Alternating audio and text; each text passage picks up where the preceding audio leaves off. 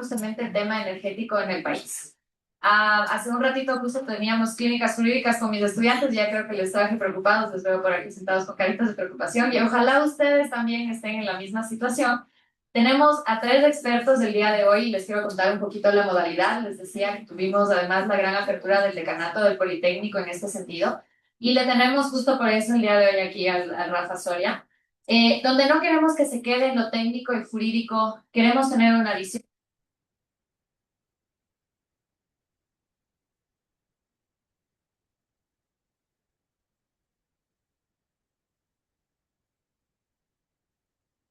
a nuestros panelistas para poder escuchar un poco no solo el cómo estamos, sino el qué oportunidades tenemos a través de eso. Queremos invitarles además a que tengan ustedes preguntas. Esta es una charla ciudadana, quiero que quede eso muy claro. Esta es una charla donde si tienen dudas, por qué estamos aquí o hacia dónde vamos, esta es la oportunidad, ¿no es cierto?, de levantar la mano. Les vamos a dar una oportunidad más adelante para esta ronda. Sin más, quiero empezar a contarles un poquito, voy desde la parte de Juan José del Valle. Muchísimas gracias por estar aquí con nosotros en esta tarde. Un fuerte aplauso a Juan José, por favor.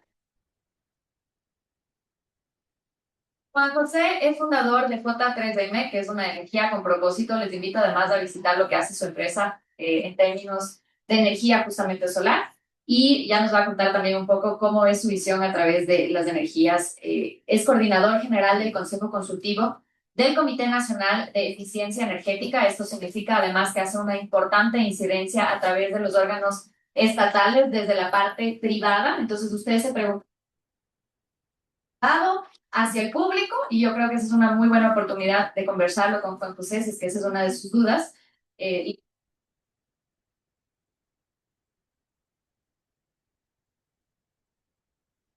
de Juan José poder tener esta transición hacia un mundo más neutro en carbono. Ha trabajado más de 19, 20 años en movilizar personas y empresas hacia la acción climática justamente y la adopción de energías 100% renovables. Ha creado, más bien cree, que el sol es un motor de esta nueva economía verde y una fuerza de triple impacto para enfrentar temas como el cambio climático. Nuevamente, muchísimas gracias por acompañarnos en este espacio.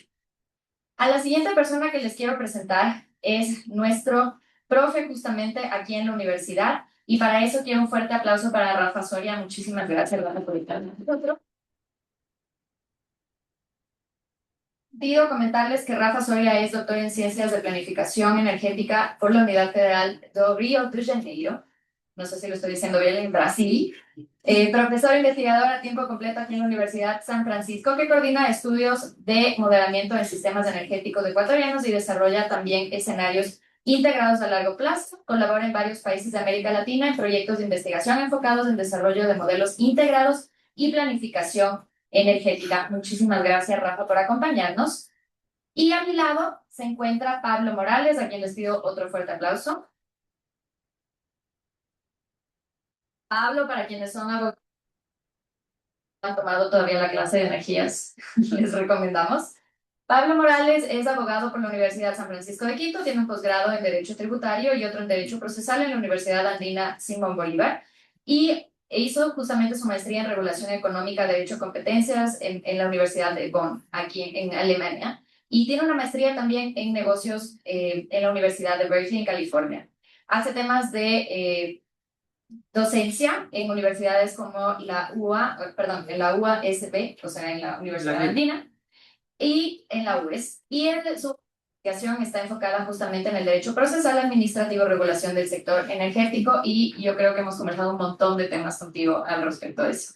Así que les voy a dejar un micrófono para ustedes. Esta, para comentarles, es una charla donde vamos a tener unos ejes temáticos y en estos ejes vamos a poder ir conversando acerca de la visión de los expertos en torno, obviamente, a su experticia. Y tal vez la primera pregunta con la que inicio, donde van a tener más o menos unos 5 minutos para poder dar su opinión, es entender cómo llegamos a la situación en la que estamos en este momento. Dando un contexto muy breve, el año pasado ya tuvimos muchas dudas en temas de cortes energéticos. En el 2024 encontrado el Ecuador en temas de cortes energéticos. Ustedes bien se acordarán, 14 horas sin luz. ¿Cómo es que estamos a mediados de abril y otra vez volvemos a estar en una situación similar, o no sabemos, donde nos preguntamos si es que el día de mañana o cuánto tiempo tendremos más de luz en el país? ¿Cómo ven ustedes esta situación? ¿Qué nos pueden aportar desde su experticia? Si quieren, sí, sí, sí, podemos ir así. Hola. Ya. Bueno, buenas tardes con todas y todos. Muchas gracias por la invitación, Gabriela. Excelente, excelente la invitación, el tema. Gracias a todos los que apoyaron para que esto sea posible. Quiero saludar a mis estudiantes también, que están aquí de Diseño de Sistemas Energéticos, Termodinámica 1-2 de Politécnico, Fabricio, también del Politécnico. Muchas gracias por estar presentes. La idea me pareció súper chévere del conversatorio para empezar, porque era la oportunidad de poder armonizar algunos conceptos y compatibilizar visiones sobre lo que es el sector eléctrico del país desde la perspectiva jurídica y técnica. Entonces, por ese lado, súper interesante. Ya desde la pregunta puntual, ¿por qué estamos o cómo llegamos hasta aquí? Creo que históricamente dependemos o hemos dependido de una única fuente predominantemente del sector eléctrico, que es la hidroenergía. Entonces, en parte se explica porque tenemos un gran potencial, potencial bruto bruto técnico económico de 25.000 megavatios, 25 gigavatios, es el último número que actualizó el gobierno. Entonces, eso es un valor súper grande, ¿no es cierto? Considerando que la capacidad instalada del sistema eléctrico actualmente es más o menos 8.000 megavatios, parte de un número redondo. Entonces, 8.000 megavatios en términos generales contra un potencial de 25.000. Entonces, eso ya nos da la noción de por qué nos fuimos por ese lado de siempre hacer más hidroeléctricas. El potencial de estas hidros en la cuenca del Pacífico está prácticamente saturado. Ya hay muy pocos lugares donde se pueden hacer proyectos y el potencial remanente es hacia la cuenca del Amazonas, ¿sí? Y ahí hay un problema que cuando se complementan los dos regímenes hidrológicos del Pacífico y el Amazónico, en esta época, bueno, a finales de año, octubre, noviembre, diciembre hasta enero, suele ser la época más crítica, ¿no es cierto? Donde los dos caudales están bien bajos y es la época de estiaje. ¿Por qué llegamos a seguir haciendo más hidroeléctricas? Y si se fijan en el plan maestro vigente, y sé que ahora están actualizando el plan maestro de electricidad, más hidroeléctricas, ¿cierto? Y seguimos dependiendo de megaproyectos, está en el pipeline Santiago, ¿no es cierto? 3.600 megavatios, 3 fases de 1.200, más proyectos. Tenemos Corcova Sinclair, 1.500, y también el complejo Masar en el Cuenca Amazónica. Cuando yo voy a charlas del Ministerio de Ambiente, siempre me causa curiosidad esta visión optimista, digamos, de que el cambio climático al final del siglo va a ser húmedo para Ecuador. Si ustedes se fijan en los escenarios de modelos globales, hay más de 40 modelos globales. La mitad básicamente dicen que va a ser más seco al final del siglo en Ecuador y la otra mitad dice que va a ser más húmedo. Pero sin embargo hay una visión de sobreoptimismo, de pensar que el régimen hidrológico conocido siempre va a ser igual, de predecible, digamos, con los años buenos y malos del niño, etcétera, pero que tenemos ese potencial ahí, que podemos aprovechar esos megavatios. Bueno, en la práctica estamos viendo que el cambio climático ya nos está pegando bastante fuerte. Entonces, si pensamos al final del siglo, según los escenarios del IPCC, esto va a ser 30% más, digamos, con eventos más intensos y la frecuencia de estos eventos va a ser 30% mayor. Entonces, estamos hablando de que la hidroeléctrica, la hidroeléctrica que conocemos de los años 70, ¿no es cierto? Para empezar. Entonces creo que llegamos a este punto por una sobredependencia hidrológica, una visión demasiado optimista de lo que es el comportamiento hidrológico con cambio climático, que ya es una realidad. Esto no es el futuro, esto ya es real, el cambio climático, ¿no es cierto? Ya tenemos un incremento de 1.3 grados centígrados al momento, y lo que estamos intentando es no sobrepasar los 2 grados centígrados, pero en el escenario que vamos a sobrepasar esos 2 grados centígrados. Entonces, complicado. Y la otra parte ya más práctica es que no se ha podido hacer realidad el plan maestro de electricidad. Entonces muchas veces se dice que no tenemos planificación. Creo que es falso. Más bien creo que somos un país que está caracterizado por tener buena planificación, buenos modelos, buenos técnicos en los equipos de SENACE, de SELEC, del propio ministerio, a pesar de la rotación de personal. Pero hemos hecho buenos modelamientos y hay un plan. Así que podemos discutir cosas, porque ese proyecto sí, ese otro no, pero en general hay un plan, pero no se ha hecho realidad el plan. Entonces, básicamente, las metas que teníamos para 2028, 29, 30 están postergadas. Estamos postergando la expansión de nueva capacidad instalada. seguimos pateando la pelota hacia adelante y eso nos lleva a un déficit de capacidad instalada, que es el problema central actual, un déficit de capacidad instalada. Ahora, no es lo mismo hablar de 100 megavatios de hidro que 100 megavatios solar fotovoltaico o 100 megavatios de eólico, ¿cierto? Hay un factor de planta. Tenemos una capacidad instalada, pero no es real la energía firme que esos megavatios instalados producen. Entonces también el tema es, ahora tenemos el problema con la hidroeléctrica, ¿qué energía firme podemos contar? Sí, tal vez eso sea motivo de otra pregunta, pero esto es fundamental, porque estos megavatios instalados que tenemos, el parque que les comentaba de 8.000 más o menos megavatios, no es real. Las plantas térmicas no están todas disponibles porque no se han hecho mantenimientos, porque no se han hecho actualizaciones de contratos de mantenimiento, contratos de combustible, ¿sí? Entonces tenemos unos megavatios, pero cuando realmente vemos los megavatios reales, estamos viviendo el día a día. Estamos viviendo el día a día en el sector eléctrico, así un día a la vez. Muchas gracias. No sé si quieres seguir. Siguiendo con la parte técnica, también soy ingeniero. Yo aterricé aquí en Ecuador en el año 2018, vengo de España, ya soy ecuatoriano también y por eso esta situación me frustra mucho el ver que pasa año a año desde que yo aterricé en 2018, ya hablando con amigos que trabajaban en la SELEC, que es la Corporación Eléctrica Nacional, me presentaban un informe y me decían, Ecuador tiene un problema con el estiaje, es decir, hay momentos del año, de octubre hasta marzo, que las cuencas hidrográficas pues, van a tener poco caudal, por tanto hay un riesgo a futuro de que nos falte energía si no empezamos a construir urgentemente nuevas centrales de generación. Estoy hablando de verano, bueno, junio, julio de 2018.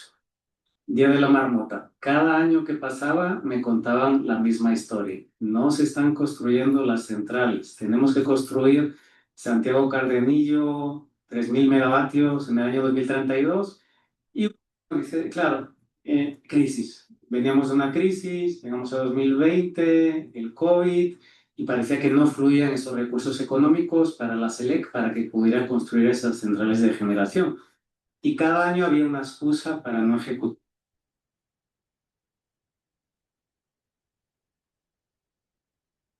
Pues pensaríamos que del 2024, cuando vivimos 91 días de apagones, aprenderíamos la lección. Digamos, hay que empezar 2025 a ejecutar centrales y de nuevo empecé a ver algo que me sonaba a mí mucho, que era los megaproyectos gigantescos. Los salvadores que vienen desde fuera y nos dicen, ok, conectemos el Aromo solar, 200 megavatios por aquí, conectemos un PPS renovable, igual, 260 megavatios por allá. ¿Y qué pasa? Y ahora nos complementará ahí Pablo, que ¿quién pone la plata? El que viene de fuera a construir esa central solar del Aromo puede elegir entre invertir en Ecuador, invertir en Colombia, en México, en Brasil, es dinero. Y al final, igual que ustedes quizás, si tienen ya algún ahorrillo y lo van metiendo cooperativa, pues van eligiendo a qué cooperativa yo meto la plata, pues lo mismo pasa en el mundo de fuera de Ecuador. Es decir, estamos compitiendo por atraer una inversión y esa inversión no viene. Igual que cuando ustedes van a una entrevista de trabajo, van a presentarse con las mejores galas. Ecuador no se presenta con las mejores galas de cara al mundo. Yo he visto presentaciones del Ministerio de Energía en España vendiendo cosas que no eran factibles. Y lección aprendida, estamos perdiendo el tiempo con los grandes megaproyectos. Más bien, desde nuestra región, estoy hablando de Brasil. Brasil ha instalado 3 millones de sistemas solares fotovoltaicos desde el 2017, en los últimos 9 años. Si no recuerdo mal el dato del año pasado, 8.000 megavatios en un año. Ecuador necesita 1.500. Brasil nos enseña lo que sería una ruta, que sería la de democratización de la energía. Lo de, ¿será que el Estado no tiene capacidad para promover grandes proyectos? Economía no tiene dinero para financiar esos proyectos. Los inversionistas internacionales no van a meter 200 millones de dólares en Ecuador. Pero ¿qué ocurre? Que tenemos cientos de miles de empresas por todo el país, millones de hogares en los que ustedes viven, que, al igual que en Brasil, podrían estar generando energía de una forma distribuida y donde ustedes fueran los protagonistas, ustedes fueran los que ahorraran en la factura de la luz y por tanto ustedes fueran los que podrían conectar esos, qué sé yo, 1.500 megavatios que hacen falta. Entonces, para que no se siga repitiendo el día de la marmota, creo que hace falta ya un golpe acá en la mesa, en la política pública, y empezar a buscar aquí en Latinoamérica otras estrategias que sí están funcionando. Entonces, creo que por ahí va. Más bien le doy paso a Pablo para ver dónde nos estamos quedando atascados. ¿Por qué no puede ejecutar el Estado ecuatoriano? No mentira. Bueno, hay técnicos y hay abogados aquí y yo sinceramente veo que el gran problema, digamos, hay un montón de síntomas, ¿no es cierto? Un síntoma es de las dificultades es apostar solo a la hidro, pero para ustedes, para los que no son técnicos, para los abogados, las hidros sí sirven para algo, que sirven para almacenar energía, que es una cuestión completamente difícil, porque no se puede, no hay baterías para almacenar la energía que necesita un país. Entonces, para eso haces esa gran pila de agua y teniendo el recurso no es una mala idea. Ahora, no puedes solamente tener hidros y ahí viene el problema. Tampoco puedes vivir solo de mega hidros. O sea, el día de mañana tú quieres tenerla a Santiago, eso cuesta creo que 3.500 millones de dólares. No hay ningún banco privado, no hay banco privado que aguante, no hay banca multilateral que aguante eso. Eso se consigue con trabajo como el que hizo el presidente Correa de convencer al presidente de una superpotencia mundial que apueste por el Ecuador, le meta 1.500 millones o 2.000 millones al Ecuador, tengamos la Coca-Cola Sinclair y que después de 10 años de darnos la energía que nos permite existir, todavía haya litigio, problemas, sigan perdiendo los inversionistas plata. Entonces, para entender, digamos, esos megaproyectos son súper políticos y complejísimos de hacer y se logran solo con amistades como la que tuvo el expresidente con un gran, el líder de una gran, de una mega nación. ¿Cuál es la posibilidad de que eso vuelva a suceder? Está difícil, ¿no es cierto? Entonces nuestra apuesta creo que no tiene que ser a las amistades, sino a lo que podemos hacer desde aquí. Por eso quizás partir de la visión constitucional. Yo creo que el problema del Ecuador en el sector, no solamente el sector eléctrico, sino en el sector energético y en los, digamos, en la obra pública, en todo, se encuentra en un solo lugar y es en el artículo 3.3 y posteriores de la Constitución que plantean que solo el Estado puede llevar adelante, ¿no es cierto?, los temas eléctricos y que excepcionalmente pueden participar los privados.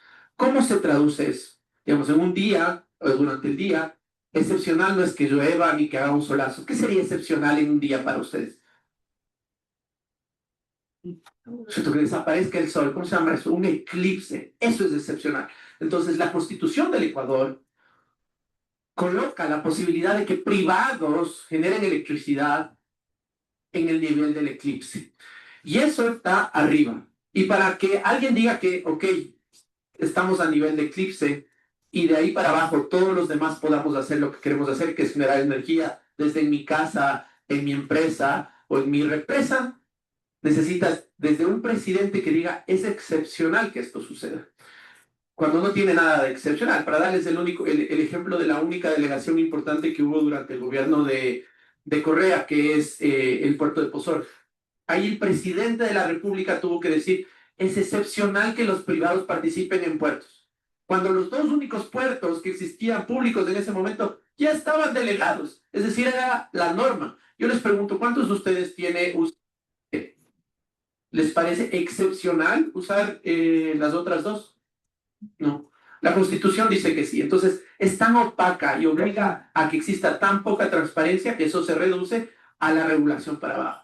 En el 96 Ecuador tenía una regulación pues muy visionaria de hacia dónde podíamos ir, creando un mercado regulado. Eso no existe y junto con la Constitución del 2008 también se planteó, digamos, la falta de transparencia en el costo de la energía, que lo discutíamos hace un segundo con José, con Juan José. No cuesta 10 centavos la energía, ¿cierto? Ahora nomás veíamos una tabla donde a los privados que puedan ayudar al sistema ahorita le pueden pagar hasta 40 centavos si la producen con diésel. ¿Quién paga el diferencial? Entonces, esas preguntas tienen que responderlas del sistema, es decir, tienen que responderlas los abogados, pero tienen un costo político. Y ahí viene el problema. Nadie quiere resolver el costo político. El costo político se tiene que resolver constitucionalmente, legalmente y regulatoriamente. ¿Por qué estamos donde estamos? Entonces, estamos porque no tenemos una arquitectura jurídica que permita que lo que es obvio funcione. Si el día de mañana yo quiero generar energía porque a este país le falta energía, es decir, el mercado hay. Ayer me cortaron a mí la luz. Yo les pagaba, me decían, ve, de esta hora a la siguiente hora no te voy a cobrar 10 centavos, te voy a cobrar 50 pagado, pagado, porque lo necesitaba y no sería el único seguramente, y claro, estoy exagerando en el ejemplo. Entonces, la arquitectura tiene que permitir la transparencia, y esa es la clave. Si me preguntan por qué estamos donde estamos, porque la arquitectura jurídica es opaca, mentirosa y falseadora de la realidad nacional y necesita ser transparente. Muchísimas gracias a los tres por esta primera ronda. Espero que empiecen ya a tener algunas dudas dentro de sus cabezas, ¿no es cierto? Que luego van a seguirse aclarando. Y en esta siguiente ronda vamos a hablar justamente de los temas de oportunidades, porque Ecuador lo que sí tiene son muchas oportunidades dentro del sector eléctrico y la gran pregunta ahí es por qué no estamos usando esas oportunidades. Ustedes mencionaron algunas cosas, entre esas que siempre tenemos un déficit, nos decía el Rafa hace un ratito, ¿no es cierto? Entonces eso significa que cada año tenemos más déficit eléctrico. ¿Cómo cubrimos eso? ¿Ya? La segunda cosa que ustedes mencionaron era, me pareció un aporte muy importante el que dio Juan José hace un ratito, que no nos centremos en los grandes proyectos. ¿En qué deberíamos centrarnos, por ejemplo? Oportunidades adicionales tiene el país. Alguna vez hablábamos del tema de alianzas público-privadas con el Pablo y decíamos, todo parece que es ahora APPs y tal vez no está por ahí la solución. ¿Y qué oportunidades reales tenemos entonces de hacer estas reformas que nos acabas de mencionar, Pablo? Si es que vivimos, ¿no es cierto?, en un país donde no solo hay costos políticos, sino que parece que la política se mueve de otra forma. Tenemos que hablar con los asambleístas, tenemos que hacer una consulta popular, o sea, ¿qué tenemos que hacer, ¿no es cierto?, para desengranar estos problemas que sí están dentro de lo jurídico. Hablábamos en clase con mis alumnos hace un ratito, que además de todo no tenemos seguridad jurídica. Que eso te impide, tal vez, no sé, Juan José, cómo lo ves tú como inversionista extranjero, pero no sé qué tanto confianza te da en venir a invertir tal vez más en el país. Así, ¿qué oportunidades tenemos en el país considerando que solo en el tema de hidroeléctricas, ¿no es cierto? No podemos quedarnos solo en el tema de grandes proyectos. Tenemos que diversificar digamos, el dónde ponemos tal vez el tema de energías. ¿Qué podemos hacer? Ahí les abro la pregunta. No sé si es que quieren ahora comenzar, tal vez Juan José, y venimos hacia acá. A ver, continuando también desde Pablo, a veces nos pasa a los técnicos que vemos que ya está el aparataje legal y que es suficiente quizá para empezar a trabajar. Volviendo al 2018, teníamos una regulación de autoabastecimiento que nos permitía generar energía en los techos de las empresas y de los hogares. Ya existía la regulación, completamente imperfecta, tenía muchos defectos, pero en verdad se podían ejecutar ya proyectos. Entonces, ¿qué pasa? Que no ejecutamos, es decir, no actuamos. A veces creo que las empresas o las personas están esperando que el vecino dé el primer paso para luego empezar a generar. Y creo que hay un punto que siempre vamos a discutir. Por ejemplo, a mí me apasionaba también el hecho de quitar la excepcionalidad de la Constitución y realmente que esa palabra desapareciera.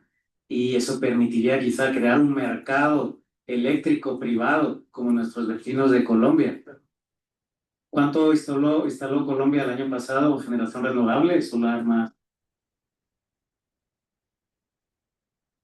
El privado, el privado, el privado. Y el público que se dedica a invertir en educación, en salud, en las redes de distribución, en transmisión, en cosas que sean tan complejas que solo pueda haber un actor. Entonces, evidentemente, sí hay cosas que hay que cambiar, pero ahora bien, nos rechazaron esa reforma constitucional. Hay que jugar con las cartas que tenemos. Entonces, veamos qué podemos hacer con estas cartas para crear un mercado de la electricidad en Ecuador. Y oportunidades, bueno, ya se va construyendo digamos, una cadena de suministro, cada vez hay más empresas energéticas en el país, pero nos falta la inversión. oportunidades tenemos estos recursos renovables, ¿vale? Hidro, con el cambio climático, veamos si tiene sentido seguir instalando hidros, que aparte tardamos muchos años en construirlas, siempre mirada a largo plazo. Pero veamos eólicos también que podemos construir, como el proyecto eólico Bellonaco en Loja. Ahí en la sierra podemos construir un montón de centrales eólicas. Y recientemente se publicó en la revista Nature, así es como le pronunciamos en España, Nature, ¿no? Un artículo de profesores de la Yachay que argumentaba que si instalábamos 500 megavatios de eólico y 500 megavatios de solar fotovoltaica, en un solo año se pueden instalar, en verdad, si hiciéramos proyectos de menor tamaño, que instaladores locales, ingenierías más pequeñas, equipos más pequeños pudieran ejecutar, sí podrían ayudar a generar energía y a no gastarnos esa batería que se llama Masar, que ustedes suelen ver ahí en las noticias, que es nuestro embalse. Nos gastamos esa energía, ¿por qué? Porque solo tenemos aves. Pero si realmente utilizáramos el sol y el viento para generar energía, estaríamos gastando la batería en las noches que no tenemos sol o cuando no hay viento, pero la estamos recargando cada día a las 6 de la mañana cuando hay sol. Entonces, oportunidades las hay. Creo que tenemos que llegar al actual y mientras los abogados van trabajando y van consiguiendo que se vayan haciendo esas reformas, no tener esa expectativa de que lo que está fuera de nuestro control va a suceder. Porque también yo he visto aquí en Ecuador algo interesante y es que nos pasamos la vida esperando de, bueno, como ya hay un borrador de la nueva regulación, entonces esperemos, quizá dentro de un año ya está aprobado por la agencia de regulación y tal. Y estamos de brazos cruzados, se nos va la vida esperando las nuevas regulaciones. Las están construyendo los compañeros, llegarán, pero trabajemos con el marco legal, ejecutemos hoy. Y esto que me aplico yo al sector privado, que tenemos mucha más libertad, está rápido, o sea, normalmente tenemos acceso al dinero, esas que son altamente eficientes y realmente ejecutan muy rápido, pero ahora bien, una fortaleza de Ecuador, la Corporación Eléctrica Nacional, las empresas públicas distribuidoras, hay un montón de gente súper competente, súper valiosa, y están ahí a la espera, también de brazos cruzados, esperando que o Economía y Finanzas les dé el dinero, o quizá venga un director general que cambie la cultura organizacional y comience a ejecutar súper rápidamente, que es lo que nos pasa, lo que decía Rafael. Tenemos los planes, no se ejecutan. ¿Por qué tipo de profesionales nos faltan ahí? ¿Qué tipo de barreras hay? Ahora ustedes comentarán. Pero hay que movilizar, digamos, en esta guerra contra los apagones, hay que movilizar también al sector público y resulta que tenemos a SELEC de brazos cruzados. Nadie, salvo Toachi y Pilatón, que conectaron hace un par de años, desde el 2018, 8 años sin casi construir nuevas centrales de generación. Entonces, si esa es una fortaleza del Ecuador, ¿por qué no la estamos aprovechando? Bueno, puedo hablar un poco de corto plazo, digamos que sea en el corto plazo y en el largo plazo, y esto también se compatibiliza con una visión distribuida y una visión centralizada de la expansión. El tema es que el sector eléctrico, el sector energético en general es un sector que requiere grandes cantidades de dinero para poder empezar, ¿no es cierto? A veces mis estudiantes me preguntan cómo invertir, digamos, cómo ser emprendedores, si me gusta el área energética, cómo emprender. Y es un poco complicado, ¿no? Pensando en proyectos grandes, donde los monopolios naturales, los oligopolios en general son los que te dan economías de escala y te permiten costos menores. Pero hay opciones. La solar fotovoltaica, por ejemplo, es la que hoy por hoy ya permite pensar en invertir. Yo, por ejemplo, a mis estudiantes les digo, a ver, hagamos el cálculo de una planta de 1 megavatio y cuánto necesitamos dinero, CAPEX, inversión. Hagamos vaca, de los 20 ya podríamos tener ahí algún... Pero el problema es complejo, ¿no es cierto? Porque el déficit es tan grande, ¿no es cierto? Hace rato mencionaron 1500 megavatios, puede ser 1200 megavatios. Es que la verdad es que el déficit no deberíamos medirlo en megavatios, ¿no? Porque megavatios de qué? Megavatios de hidro, megavatios de térmica, de solar, es diferente, el factor de planta es diferente. Entonces, el déficit es en energía, ¿sí? Nos falta aproximadamente unos 800 megavatios hora. No, pero estoy mal. En 2024 fue 800, casi 800 gigavatio, sí. Que eso sumando las horas de corte, porque algunos días fueron 14 horas de corte, ¿no es cierto? Eso nos da como 32 días. Entonces, como que hubiéramos pasado a oscuras un mes del año a oscuras, sumando todas las horas del año de corte. Es eso. Entonces, ese es el déficit. Ese déficit es tan grande que en un corto plazo no lo vamos a poder llenar con proyectos solares y con eólicos como Brasil, pero bueno, Brasil es una potencia, ¿no es cierto? Más de 200 millones de habitantes. Entonces ahí hay que pensar soluciones de corto plazo. Ahí las termoeléctricas son las que puedes alquilar, son las más fáciles. No es la mejor opción, el costo nivelado de energía eléctrica es 12, 14, 15. Entonces es una... Em, lo que hay que hacer es diversificar, ¿no? Esa es la solución, la diversificación. O sea, necesitamos aprovechar los recursos. Tenemos, según el Atlas de Eólico, cerca de 880 megavatios de potencial solar, con 500 megavatios ya identificados en proyectos puntuales. En biomasa, tenemos también más de 800 megavatios de potencial en un país agropecuario, entonces producimos muchos residuos. Solo con los residuos de los 5 principales cultivos de Ecuador, eso suma más de 800 megavatios. Y estos residuos se producen en épocas de cosecha o de zafra que casualmente coinciden con las épocas de estiaje. Entonces, digamos, tenemos residuos agrícolas que podemos usar en termoeléctricas renovables de biomasa y no lo hacemos, porque tal vez falta un precio que cubra los costos, una tarifa bien fijada en la regulación. Rafa, te puedo interrumpir ahí una preguntita adicional a lo que dices. ¿Por qué si tenemos todo eso nos estamos metiendo a la energía nuclear? Tenemos geotermia. Y la geotermia daría básicamente un papel de la nuclear, ¿no es cierto? Porque es una planta termoeléctrica, turbinas de vapor, inercia al sistema, regulación de voltaje y tensión. Sí, no, plantas de turbina de vapor. Entonces daría básicamente lo que la nuclear. Hay un poco más de riesgo en las perforaciones, pero somos un país geotérmico, estamos en el cinturón del fuego, o sea, hay potencial ahí. Los costos a la larga van a ser menores que la nuclear. Sí, la nuclear es algo incierto. Yo creo que hay que estudiar. Estamos estudiando en el Politécnico lo que es energía nuclear para el sistema eléctrico nacional, pero la geotermia deberíamos tenerla desplegada, ¿no? Como ya en Centroamérica, Costa Rica, México tienen plantas geotérmicas, energía firme. Entonces no tenemos estos problemas. Tenemos solar fotovoltaica, que es el potencial casi que infinito, digamos. Solamente un dato interesante, la radiación global, radiación solar global del austro de la hoja cuenca es bastante complementaria en la media mensual con el perfil hidrológico de las dos cuencas que coincide seca a final de año. Entonces, se complementa muy bien el sol con el agua, se complementa el viento con el agua, el recurso de biomasa. Tenemos geotermia, que sería energía firme en la base. Entonces, tenemos un potencial excelente, ¿no? El problema es, nuevamente, seguridad jurídica, falta de inversión privada, tal vez porque no les han garantizado una buena tarifa con un contrato confiable por unos años que les signifique el riesgo de la inversión. Creo que sí hay cosas para hacer. Efectivamente, creo que lo que decía el Juan José de inicio es que ya sí está pésima la Constitución, tenemos una regulación que no es técnica, confundimos transmisión con generación, es antitécnico. Transparentar sería maravilloso, pero con lo que hay, sí hay cosas para hacer. Y lo primero que sí quiero decir es que en el Ecuador hay un montón de recursos. Hay un montón de recursos de eólica, también entiendo que 8 metros por segundo es buenísimo. Villonaco creo que tiene hasta 14. Lo más difícil es saber en qué momento del año hay cómo ponerles, porque hay tan buen viento, ¿no? Y a la altura que están, en fin. Recursos hay en Ecuador. Creo que ahí no está el problema. Tampoco está en la necesidad.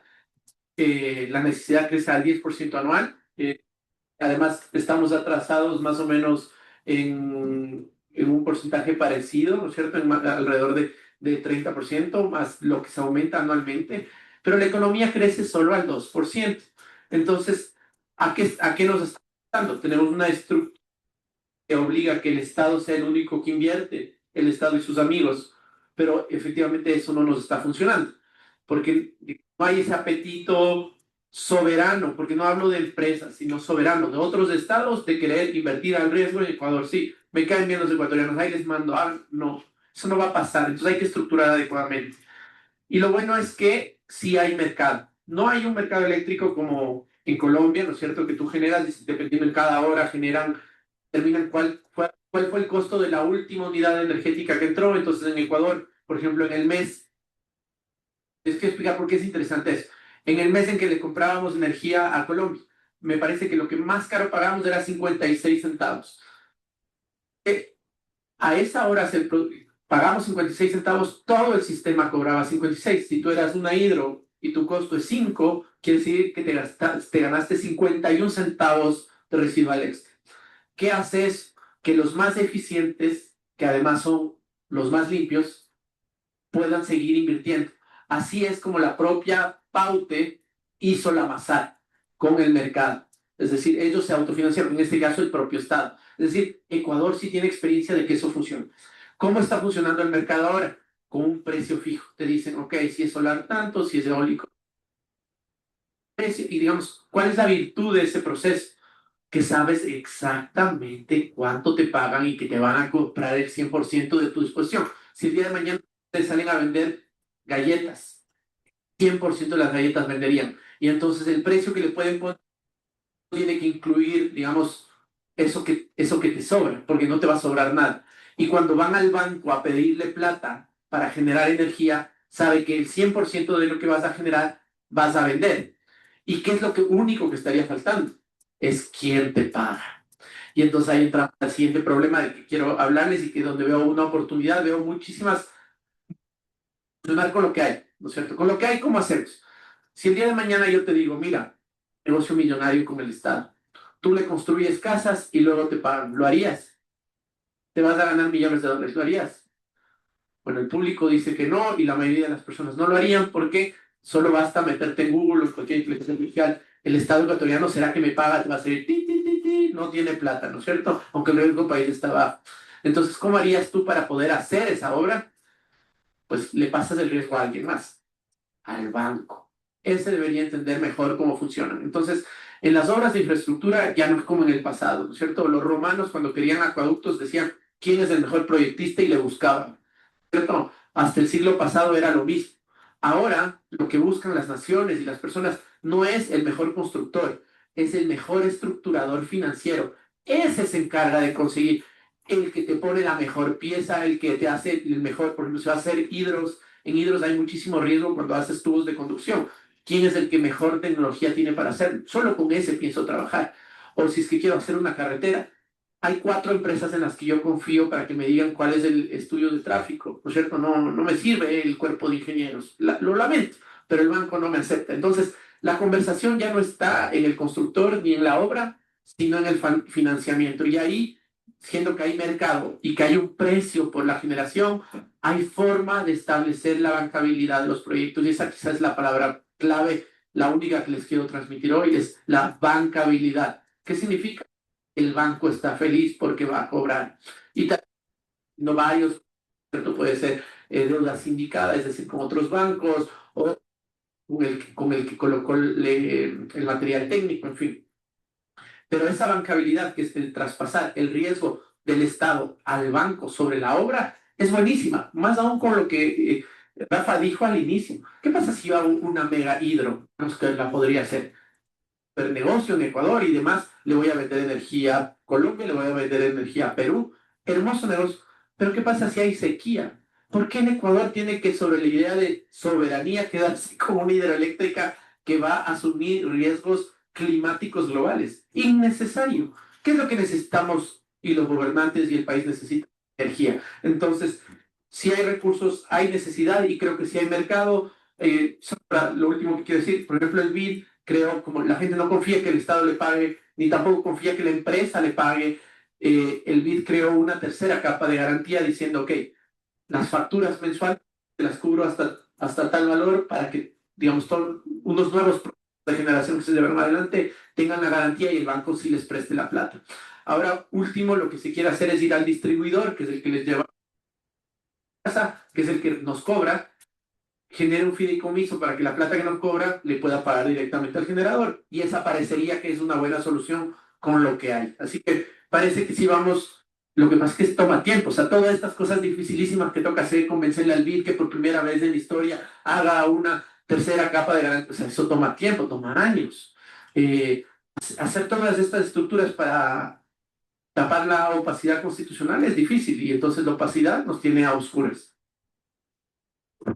Muchísimas gracias por esta segunda ronda. Llegamos a la tercera ronda de preguntas. Después, si nos queda tiempito, abrimos también espacio para ustedes. Y en esta tercera ronda me queda ya claro por dónde va la película, porque vamos a estar hablando de, bueno, entonces, ¿qué soluciones tenemos? Ya vimos las oportunidades, que a Dios gracias tenemos muchísimas oportunidades, ¿no es cierto? Deberíamos estar pseudo tranquilos en ese sentido.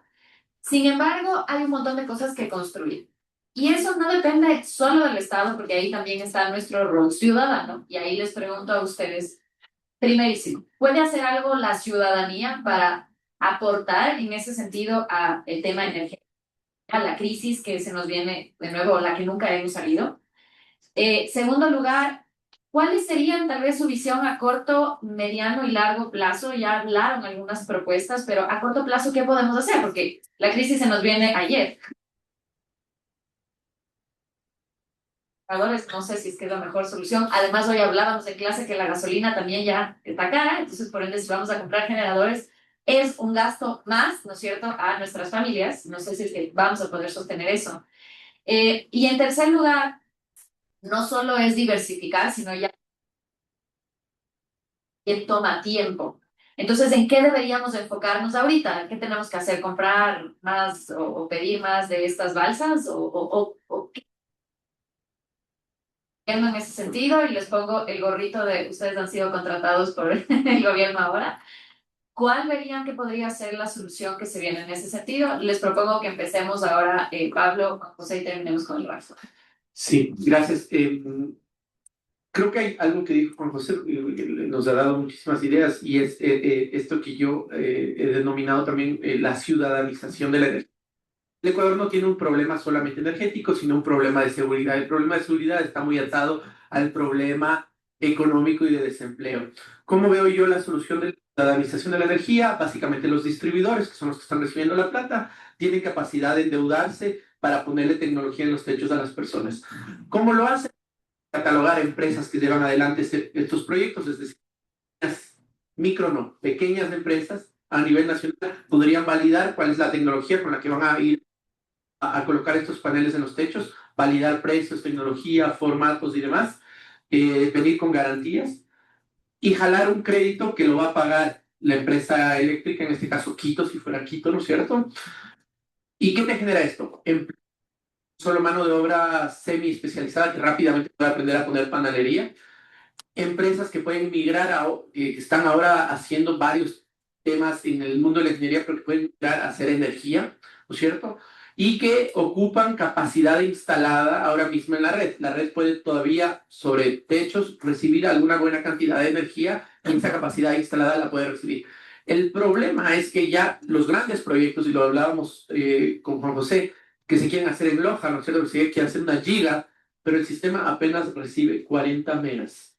O sea, hay 960 que faltan y el tamaño es enorme. Y esa inversión, ¿cómo se va a hacer? Porque hemos pasado como generación dependiente a solucionar, pero no está claro cómo vamos a mejorar las líneas de distribución, ni tampoco las de transmisión. Y ahí, ¿por qué? Porque otra vez hay opacidad. Si es que hubiera un costo por transmisión, bueno, este tramo lo hago yo y además ahí se cobra un peaje de transmisión, de transporte, es un super negocio, ignoras la renta directamente arriba en la distribución, te pagan, el banco está feliz, todos estaríamos felices. Pero como no es así, en esa área de ahí veo una dificultad y al Estado le toca solucionar, yo no veo una solución ahí, pero la ciudadanización, empleo para mano de obra y además capacidades de mejora, digamos, empresariales a nivel nacional. Así que eso sería súper. ¿Con qué? Con deuda, además, que a nivel mundial no es difícil de contar porque una empresa como la empresa eléctrica Quito, por ejemplo, fácilmente puede traer esta deuda y colocarla de este estilo, ¿no? Eso sería muy interesante. Podrían hacerlo con Ban Ecuador, se ha conversado, pero se necesita decisión. Así que, ¿qué podríamos hacer? Esa, la primera, la ciudadanización, me parece como una súper solución. La siguiente sí es, y que la ha presentado SELEC, y le tengo mucha fe, y la tienes en él también, son los procesos de asociatividad. La Constitución dice solo las empresas públicas pueden hacerlo. Ok, hagámoslo con las empresas públicas. ¿Cómo? como un asocio. ¿Qué significa ese asocio? Gracias a Dios, la ley dice, se puede estructurar alrededor de un contrato, gracias a Dios.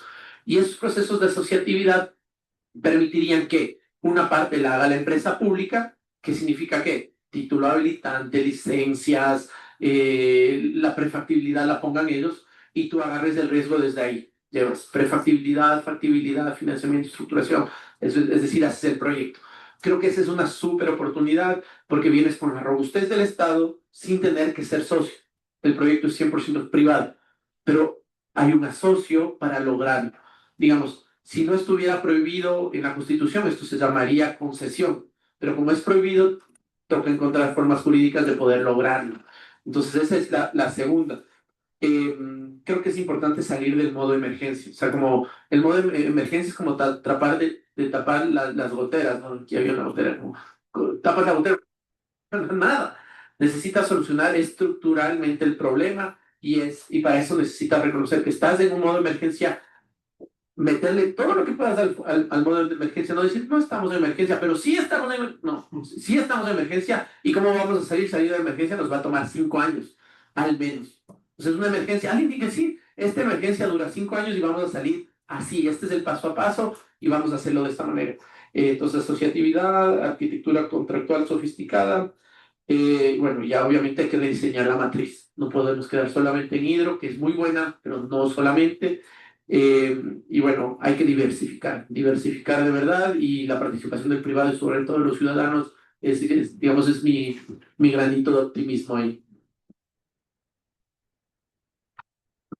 A ver, a corto plazo, ¿qué deberíamos estar haciendo?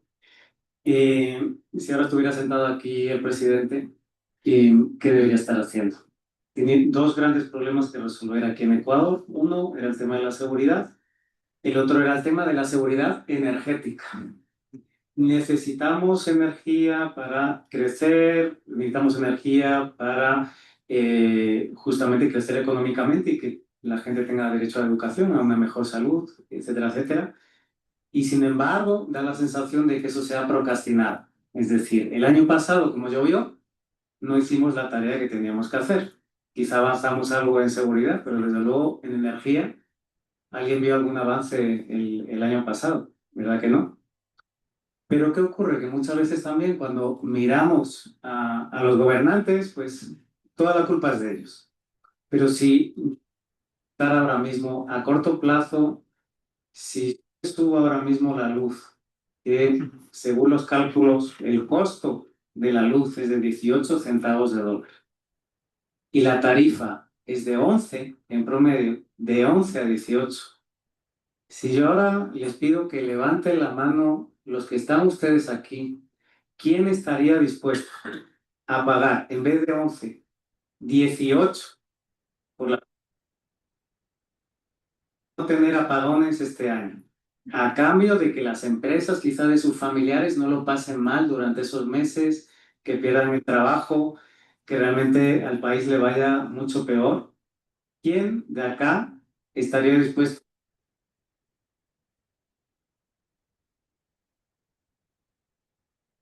Blanco, por algún motivo, tenemos gente más comprometida y por allá van surgiendo esas manos. Porque al final se trata de eso, es que nadie queremos que nos suba la factura de la luz.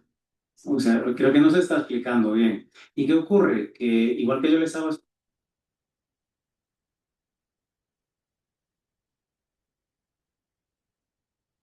altamente subsidiado, no se atreve, digamos, no se atreve a subir la electricidad. ¿A quién se la subió el año pasado, en junio del año pasado? A la industria. Le subió un 25 o un 29%. Pero no, bueno, a la industria, pero ¿qué pasó con el sector comercial y con los hogares? No le subieron la tarifa.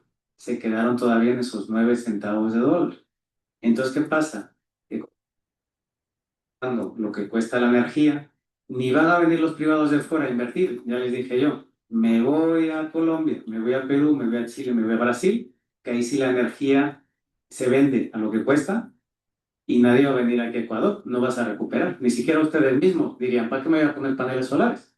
Si en verdad tardaría muchos años en recuperarlo. Pero ¿qué ocurrió el año pasado cuando le suben un 25% la tarifa a las grandes industrias, alta tensión, media tensión industrial? De repente se vuelven como locos a la búsqueda de paneles solares. Todo el mundo buscando, pero solo de ese segmento, industria, ¿de acuerdo? ¿Y qué pasó con los comercios? ¿Y qué pasó con incluso las instituciones públicas o el sector agro y con ustedes mismos en los hogares? Nadie se ha movido un pelo. Entonces, ¿qué pasa? Pues ahí jugamos con las dos cosas, ¿no? A corto plazo, la mala noticia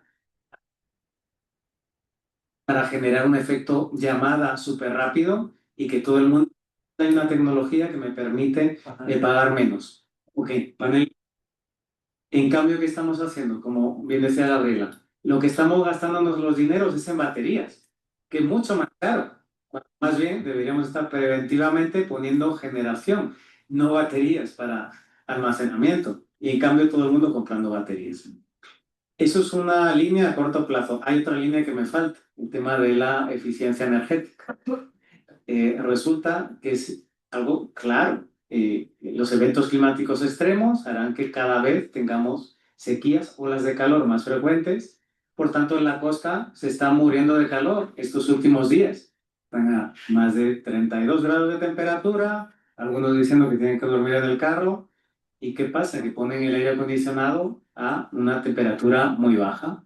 Y aquí estamos nosotros en la sierra, tranquilos, pero en el fondo estamos en la cuerda floja, a puntito de tener apagones, porque la gente de la costa quiere dormir fresquita y pasa la noche con el aire acondicionado prendido, pero a veces que me gusta. Es un ejemplo muy exagerado, pero en realidad los que trabajamos en eficiencia energética vemos claramente cuando alguien levanta la mano y dice, oye, estoy pagando mucho la factura de la luz, le preguntamos, creo que usted está despilfarrando, porque a ver, si en vez de poner el aire acondicionado a 17, lo pone a 23, en España no hay ningún problema. Nosotros vamos con pantalón corto a trabajar y camiseta, no vamos con esto. Y en cambio yo voy a la costa y veo a la gente, con el calor que hace, está yendo con traje. Deberíamos normalizar, en realidad, que si hace más calor, nos desvestimos, ¿verdad? Entonces, a corto plazo, tenemos que reducir el consumo de energía y la industria, ahí sí también tiene que hacer su papel. ¿Qué pasa con la industria? Está entrando tejidos textiles de China a bajo precio al país. Están entrando incluso metal, o sea, varilla roscada metálica a bajo precio al país, fabricada en China. La industria ecuatoriana se está quedando anticuada y en el pasado no se moderniza, no se automatiza, y uno de los problemas es porque la energía es muy barata. Ustedes ya conocen la maldición de los recursos. Cuando la energía es muy barata en un país, cuando somos ricos en petróleo, dejamos de invertir, mejorar continuamente, nos dormimos en los laureles. Es como que estamos tan cómodos en nuestra montaña de prosperidad que no trabajamos. Eso pasa actualmente en la industria del Ecuador. La energía es regalada, tanto combustible como electricidad, y no se moderniza. En cambio, los colombianos, váyanse ustedes allá a sus plantas industriales. Es tan cara la energía que ahí sí están automatizando y mejorando continuamente. ¿Y eso qué les ayuda? A que ya no va a venir China a quitarme el trabajo. Realmente la industria colombiana puede ser muy fuerte. Es un ejemplo, pero en realidad en eficiencia energética se puede hacer mucho. A medio y largo plazo, lo que decía Pablo, totalmente de acuerdo. Hay que construir unos cimientos de un sector energético privado, es decir, el sector público que se dedica a hacer lo mejor que tiene, darnos nuestros derechos sociales, salud, etcétera, etcétera, pero cuando el sector público se quiere convertir en empresario, lo está haciendo mal, no tiene la plata, no puede arriesgar. Eso a medio y largo plazo es lo que tenemos que ir caminando. Bueno, complementando entonces un poco lo que ya dijo Juan José y Pablo, ya coincido con todas las ideas. Creo que la eficiencia energética es súper importante. Estamos aquí cometiendo el error de seguir pensando como siempre se ha pensado en la oferta, solamente en la oferta, poner más megavatios, más nuevas plantas hidroeléctricas y técnicas y todo, y no estamos pensando en el lado de la demanda, ¿no? Entonces creo que es súper importante políticas en el lado de la demanda. ¿Cómo hacer para reducir el pico de la carga del sistema eléctrico nacional? Ese es el problema. Porque fíjense que tenemos una capacidad instalada razonable, digamos, estos 8.000 megavatios. Cuando empezó la crisis en 2023, estábamos, la carga máxima era de 3.800 megavatios. Ya en 2024 fue el año más crítico, ya subió casi a los 4.200. Y el día de ayer la carga fue de 5.300 a las 7 de la noche, 5.300 megavatios. Entonces seguimos con la misma capacidad instalada. Básicamente Tochi Pilatón fue el que entró últimamente, pero más o menos con la misma capacidad instalada. Y la demanda sí sigue creciendo continuamente, como decía Pablo, cada año. Entonces estamos definitivamente al borde de los cortes. Ahí estrategias desde nuestro día a día, ¿no? No solamente la típica idea de apagar las luces, digamos, cada vatio cuenta, ¿no? Porque cuando hacemos la sumatoria de los vatios en las 7 de la noche, 8 de la noche, que es el horario pico del sistema nacional, ahí es cuando vemos la importancia de ese vatio que parece que es insignificante. No solamente eso, la refrigeración, el aire acondicionado, ¿no es cierto? Que son, como les digo, no es menos pensar que cada vatio es importante, que de vatio en vatio podemos atender la misma demanda eh, con un menor pico, ¿sí? O sea, ahorita para salir de la crisis una apuesta sería hacer eso, ¿no es cierto? Con la misma capacidad instalada, cubrir la misma demanda, ¿sí? Estamos aplanando la curva de carga, toda la energía del pico, pasarla a otros horarios. Entonces, para eso necesitamos automatización. Creo que hay oportunidades en las redes inteligentes, ¿no es cierto? Los autos eléctricos, las lavadoras eléctricas inteligentes, todos los aparatos inteligentes que puedan hacer las mismas funciones, atender nuestras mismas necesidades, pero desplazando los consumos a otros horarios. Ahora, esto no va a pasar gratis, ¿no es cierto? Necesitamos digamos, incentivos, una tarifa, como tú decías, horaria, diferente, por ejemplo. Si te cuesta más entre las 7 y las 10 de la noche, entonces tal vez te lo piensas si te bañas con ducha eléctrica. Tal vez decides madrugar y bañarte a las 5 de la mañana con la ducha eléctrica porque ese horario te cuesta menos. Y cosas así. Entonces tenemos que empezar a complementando lo que ustedes dijeron, que fue mucho en ese sentido, pero creo que con las políticas, con regulaciones más, las podemos hacer muchísimo en el corto plazo. El segundo idea es la interconexión, ¿cierto? La interconexión con los vecinos. Ahora dependemos de San Pedro, San Pedro. Me gustó ese acrónimo, lo escuché en una entrevista radial. Se ve que están haciendo ahorita los estudios para la interconexión con Perú. Ahora Perú tiene una red a 50 Hz, nosotros a 60 Hz. Los generadores que trajeron mal comprados de 50 Hz podrían funcionar en Perú, ¿cierto? Pero, pero podríamos hacer esta interconexión, habría que hacer la conversión de frecuencia. Entonces creo que hay que pensar más también con Colombia, obviamente el canal diplomático, hay que recuperar la interconexión con Colombia, en avanzar en el sentido de no solamente ventas comerciales puntuales, sino una real integración en donde podamos planificar en conjunto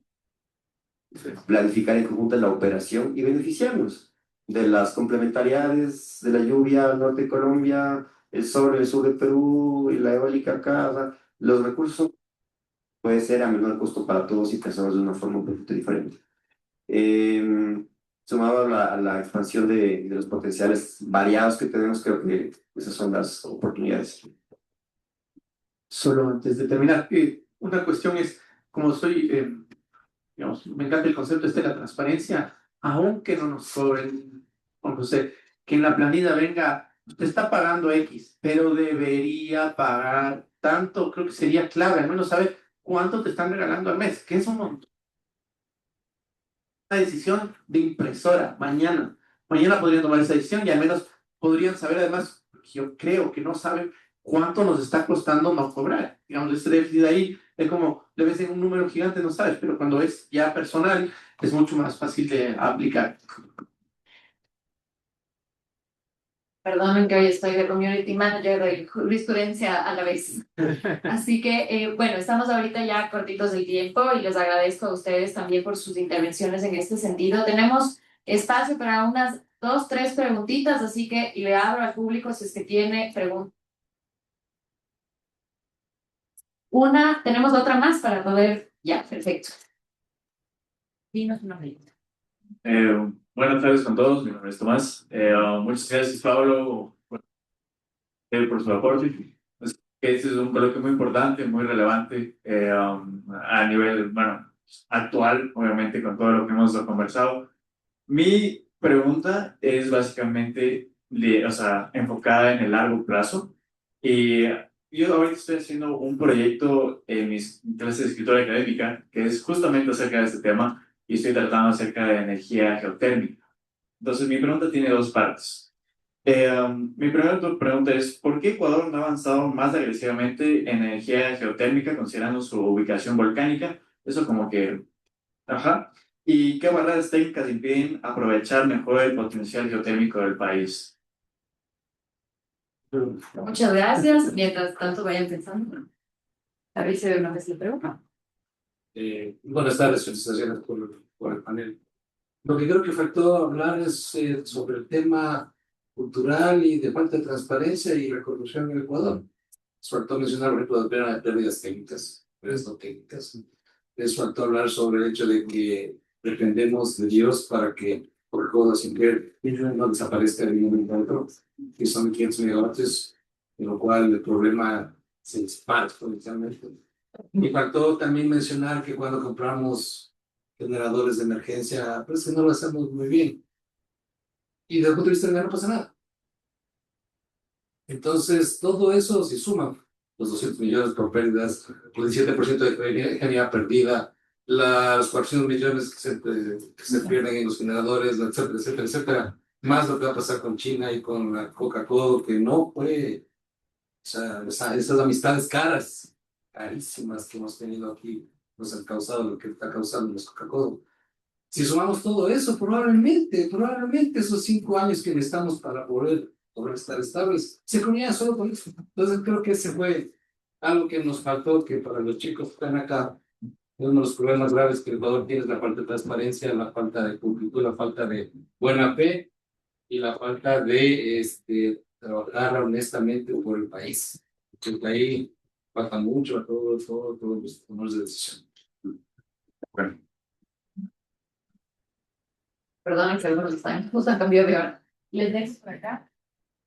No sé quién quiere empezar. El primero de la geotermia y primero Fabricio concuerdo totalmente. O sea, el tema que puedo decir es grave. Justo ahí vi que ya anunciaron que completaron la obra de construcción de elevación reversiva. Esperemos que funcione. Pero si no, 1500 megavatios comprometido. El tema de corrupción, totalmente de acuerdo. Cuando son megaproyectos hay más oportunidad de corrupción, con lo cual también ahí coincido que una estrategia, no es todo, pero una estrategia sí es la autogeneración y la generación distribuida, que hay menos oportunidad de corrupción y de inversión privada de todas formas. Y la otra parte de expansión pública creo que debe ser diversificada en pequeños y medianos proyectos a lo largo de todo el Ecuador y no en un único megaproyecto. Ya tienes de tener corrupción. Y concuerdo, gracias Fabricio por la comentario. Con respecto a la geotermia, a pesar de que los estudios de potencial son antiguos, de la época del INESEL, de 1970, 80, no hemos podido avanzar mucho en eso. Sin embargo, ya existe un primer pozo perforado, que es el Chachimiro, que se lo hizo con empresas petroleras. Entonces está Halliburton, está Schlumberger, la cooperación japonesa, que tienen conocimiento en esto, y ahí hay un primer plan de poner en ese pozo 5 megavatios de prueba, y la expansión es a 50 megavatios con el proyecto de Chachimiro. Pero fuera de eso, tenemos otros potenciales, está Chacana, Chalupas, la binacional Tufiño Chiles con Colombia. Entonces, hablando de la integración eléctrica, creo que es una oportunidad de hacer un proyecto binacional geotérmico en Chiles con Colombia. Entonces, tenemos un gran potencial. El tema es riesgo, al igual que en la industria petrolera, puedes perforar y tienes pozo seco, pozo seco. Entonces, es un tema de riesgo, pero ahora hay más estudios. La tecnología de la industria petrolera se puede aplicar en la geotérmica. Entonces, hay menos riesgo y definitivamente hay que avanzar en esta dirección. Y está en el plan maestro de electricidad, hasta donde yo conozco. Ojalá no lo quiten el nuevo, pero vamos en esa dirección lento, pero ojalá. Y ahí, primero, reconocer que lo que hay que hacer es buscar el recurso nacional, que es lo que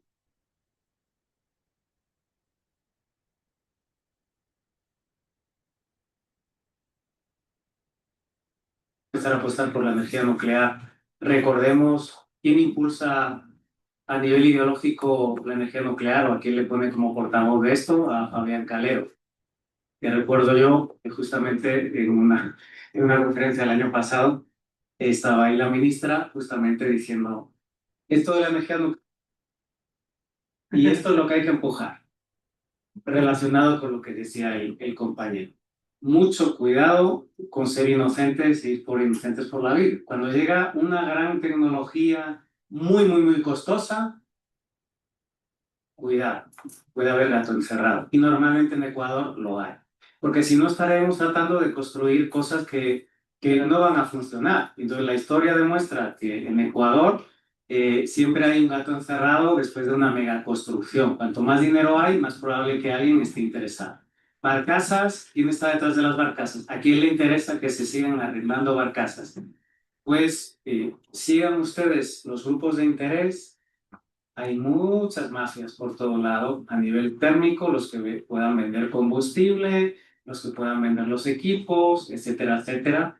Y eso hace que muchos profesionales del sector público, que son válidos, que realmente pudieran estar solucionando el problema, salen acobardados. No, es por su vida, realmente, o sea, salen amenazados y es como no siguen ahí. Quienes quedan son justamente muchos que puedan ser cómplices de estos actos de corrupción. Y los actos de corrupción nos hacen pasar de año en año, pues, una nueva persona que se va a beneficiar o lucrar mucho de una situación de crisis, porque en momentos de crisis, como vimos en todo el mundo con lo de las mascarillas, quienes afloraron los vendedores de mascarillas, muchos de ellos hacían grandes contratos con el Estado, hicieron fortunas, pero se aprovecharon de nosotros vendiéndonos a un precio muy grande. Pues, ¿qué ocurre? Que ahora la emergencia energética nos está pasando eso en Ecuador, hasta el punto que sean ustedes súper escépticos, esa es la recomendación que les doy de quizá no se está resolviendo el problema porque no interesa que se resuelva. Porque si ahora de repente en octubre hay amenaza de apagones, ¿qué necesitamos? Solucionar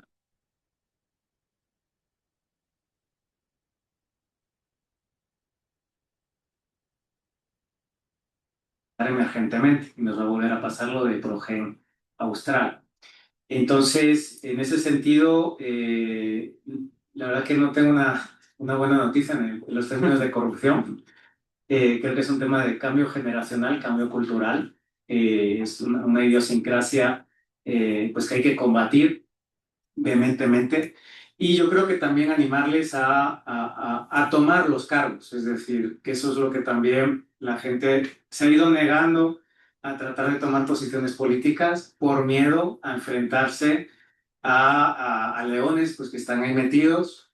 ¿Y qué pasa cuando la gente buena pues, no participa de la política? ¿Qué ocurre? Pues, ¿quién toma el poder? Pues ahí tenemos Trump, Bolsonaro, toda gente, digamos, que no trabaja por el bien común, trabaja por sus propios intereses. Entonces, yo actualmente desempeño un cargo en un Consejo Consultivo Ciudadano, lleva un montón de tiempo, pero en verdad, si no estuviéramos ahí, algunos de forma voluntaria, no estaría avanzando la rueda. Y más bien lo que necesitamos es más gente buena participando. En ese sentido, creo que el mejor antídoto contra la corrupción es justamente decir que sí. Cuando le nombren, yo qué sé, director general, cuando le nombren asesor de la ministra, digan que sí, si es que son honestos. Y más bien, si son deshonestos, ustedes mismos estarán metiendo ya la hoja de vida. El problema es de los que son honestos, no mete la hoja de vida, ¿no? Me gustó mucho la pregunta de la geotermia porque hago siempre en clases un alto, ¿no? Con esa talla basquetbolista o ponedora en el gol y ninguna de las dos, porque tener recursos no significa nada, nada. Yo tengo el recurso, pero no significa nada. Para eso tengo que ser disciplinado, no tengo que tener dislexia. Para poder tener geotermia necesita tener la capacidad industrial de llevarlo a cabo. ¿Qué empresas tienen capacidad de llevarnos al siguiente paso energético? Solo las que puedan llevar adelante inversiones de esa dimensión, que ahora ya se llaman empresas de energía, antes se llamaban empresas petroleras y de gas. Es decir, el futuro del mundo está en manos de ellos, que tienen una visión o tenían otra visión que parece que están tratando de entrar en un nuevo momento de cómo vemos a la energía. Pero creo que también estos últimos meses han logrado sincerar a nivel mundial que no solamente necesitamos, digamos, prepararnos para disminuir la temperatura del planeta, sino que vamos a tener unos retos energéticos. Esos retos energéticos no se solventan solo con energías renovables no convencionales. En Ecuador tampoco. ¿Cómo puede ser que teniendo recursos como el gas no lo estamos utilizando? Y para que suceda, necesitas que empresas petroleras no hagan plata, hagan muchísima plata, para que no sigamos perdiendo todos. Porque claro, el día de mañana cuando salga un contrato con una empresa que quiera, no sé, sacar adelante el gas del Golfo, esa empresa tiene que hacer inversiones que ni el presidente del país, de la potencia mundial más importante del mundo, logra conseguir fácilmente. O sea, Trump va con las empresas más grandes y dice, tengo todo bajo el control en Venezuela, los contratos los vamos a firmar con los chavistas, cuando salgan los chavistas con los antichavistas, está todo bajo control, cláusulas arbitrales y tenemos la forma de cobrarles sobre el propio petróleo y gas que produzcan. Entonces está todo muy fácil. ¿Les convenció de que pongan esos miles de millones? No. Entonces, ¿cómo un país de 18 millones conseguimos? Entonces, creo que ese es el primer problema. Y el segundo problema que tenemos en el Ecuador no es el de los recursos. Los recursos no significan nada. Alguien nos vendió un puerto soberano, patria, tierras. No, eso no funciona así. Se necesita financiamiento para que las cosas funcionen. Lo segundo es, los recursos sí son plata. Ahora, ¿cómo los utilizamos inteligentemente? Y para mí la clave está en la transparencia. Cuando preguntaban a quién beneficia la barcaza, a todos. Gracias a Dios todavía alcanzan a ponerse unas últimas barcazas, porque si no, no tendríamos ahorita luz. Entonces, ¿a quién benefician las barcazas? A todos. ¿A quién beneficia la Coca-Cola Sinclair? A todos nosotros. Si no habría la Coca-Cola Sinclair, no habría Ecuador como le conocemos hoy. Tendríamos otra cosa, que no es lo que tenemos hoy. Sin la Coca-Cola Sinclair, no funcionaría el país como funciona ahora. Ahora, si tienes un problema, en este caso jurídico, de que supuestamente la central tiene riesgos, traspasa el riesgo. Le entregas al constructor, le dices, ok, yo necesito X cantidad de megas que me entregues con tu infraestructura mientras funcione. Y si no, es tu responsabilidad. Entonces trasladas el riesgo. Es una solución jurídica. Es decir, tampoco es tan complejo. Pero sin la Coca-Cola Sinclair, Ecuador no existiría. Así que hay que felicitar que al menos eso se consiguió. Y quiero hablar de transparencia al final como concepto general y de la visión corrupción, digamos. Después de que vimos a los suizos hacer lo que hicieron con el FIFA Gate, creo que no es un problema solo Ecuador. En todas partes hay corrupción, pero para mí el problema es más cultural, digamos. El problema no está la corrupción en las élites global, sino creo que es cultural a nivel nacional, digamos. En los países desarrollados, cuando tú llegas a trabajar, y comienzas a trabajar a las 8:30, a las 8:30 trabajas. No es la hora de timbrar, terminar de alisarte el pelo, conversar del periódico y armar el café hasta tipo 9:30 cuando comienzas a trabajar. Y luego hay cucayo y luego almuerzo y digamos, ahí creo que está la dificultad. Para mí es súper fácil. Los políticos de arriba y los grandes contratos. No. El país no funciona por eso. Digamos, si yo les pregunto, ¿por qué no se logra llevar adelante estos proyectos? Estos proyectos no se caen en los altos escritorios, se caen en los mandos medios que no quieren firmar, que no quieren que esto suceda. Entonces, sí está bueno culparle de que al ministro, al presidente, no, los funcionarios. Y entonces, por ejemplo, empresas como Select, donde hay un clúster de funcionarios de primer nivel en Cuenca, hay que empoderarles, ¿no es cierto? Empresas públicas, digamos, empresas súper potentes como era la Hidropaute, esa inteligencia que se va perdiendo, ¿cierto? Que son, además tienen estas memorias históricas y demás, hay que cultivarlas y claro, hay que aprovecharlas. Es decir, sí tiene oportunidades del Ecuador. Creo que a nivel global la corrupción es un problema, pero ese no es nuestro único problema. Nuestro problema es de cultura nacional. Y entonces de dejar de apuntar arriba, solucionar abajo y creo que hay cómo. Y ya con eso. Muchísimas gracias nuevamente y sobre todo por la jalada de orejas del final, que creo que es súper importante. Al final sí es un tema muy cultural que ojalá lo sigamos trabajando, eso es parte de nuestra futura política. Y yo quiero dar conversatorio también a ustedes por haberse quedado hasta el final, llegamos así, pero estamos puntualísimos, así que muchísimas gracias.